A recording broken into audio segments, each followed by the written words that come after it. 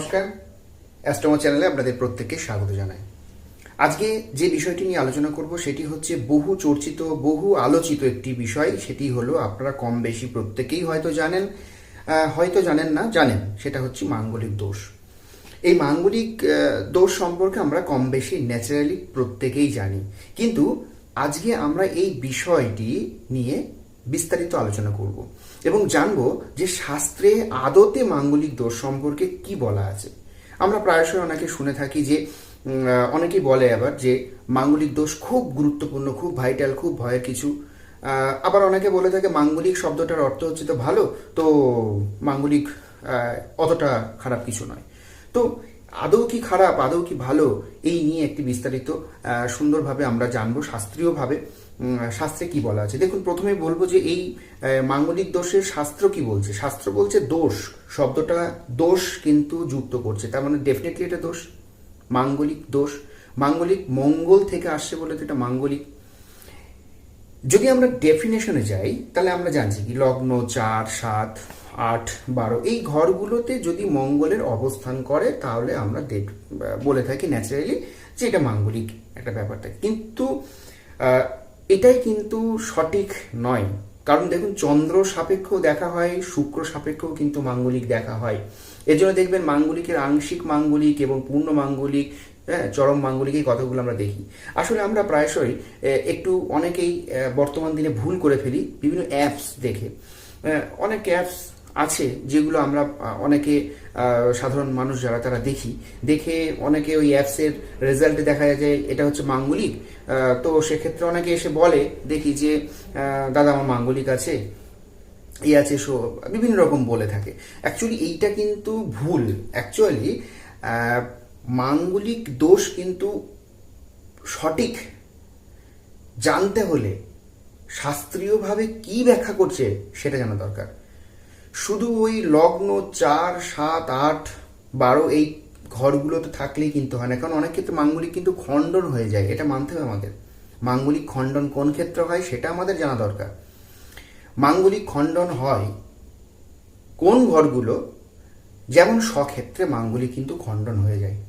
আচ্ছা আমি আসছি, স্বক্ষেত্র মানে নিশ্চয়ই বুঝতে পারছি মঙ্গল মেষ এবং বৃশ্চিক চলে যাচ্ছে ওদিকে, এবং উচ্চস্থ স্থান মঙ্গলের যে ঘরের অবস্থান আমরা মকর যেটা ধরি। আসছি এই বিষয়ে একটু পরে আসছি বিস্তারিতভাবে, কিন্তু আগে একটু জানি যে মাঙ্গলিক দোষ কি সত্যিই আমাদের খুব ভাইটাল, একদমই খুব গুরুত্বপূর্ণ। কিন্তু এই মাঙ্গলিক দোষ বা যোগ এটা কিন্তু দেখা খুব দরকার। কেন বলছে?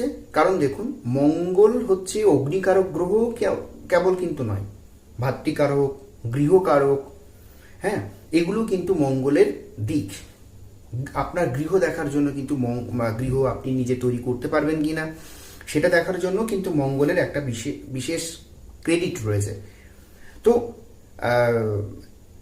সবার আগে আমাদের দেখতে হবে মঙ্গল হচ্ছে অগ্নিকারক গ্রহ। এই মঙ্গল অগ্নিকারক গ্রহ হওয়ার জন্য যে ঘরে অবস্থান করছে সেই বিশেষ বিশেষ ঘরগুলো কিন্তু ড্যামেজ করে দিতে পারে মঙ্গল।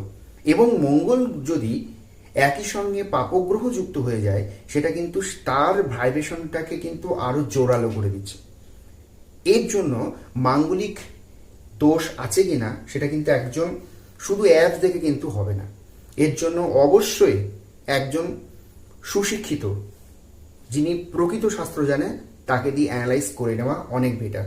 কারণ এই মাঙ্গলিক কিন্তু আপনার জীবনকে অনেক ভাইটাল একটা জায়গায় পৌঁছে দিতে পারে, আবার আপনার জীবনটা কিন্তু ড্যামেজ করে দিতে পারে। একদম সত্য কথা। কারণ দেখুন একটুখানি ভালো করে যদি দেখি, যদি লগ্নে মাঙ্গলিক থাকে কাউরি, তাহলে কি হচ্ছে, তাহলে সেই ব্যক্তির কিন্তু শরীর যদি ভালো না থাকে, শরীরকে উত্তেজিত করবে, শরীরের পিত্ত প্রকৃতিটাকে বাড়িয়ে দেবে। কারণ আমরা জানি যে বাত, পিত্ত, কফ এর যদি ব্যালেন্স ঠিক না থাকে তাহলে কিন্তু ডেফিনেটলি আমাদের শরীর ঠিক থাকবে না। মঙ্গল যদি লগ্নে থাকে তাহলে তার পিত্ত প্রকৃতি বেড়ে যাবে, তার পেট সংক্রান্ত এবং মাথা সংক্রান্ত একটা অনেক রকম খারাপ কিছু জিনিস চলে আসবে, যার ফলে সেই ব্যক্তি কিন্তু তার নিজের শরীরের ব্যালেন্স ঠিক থাকবে না।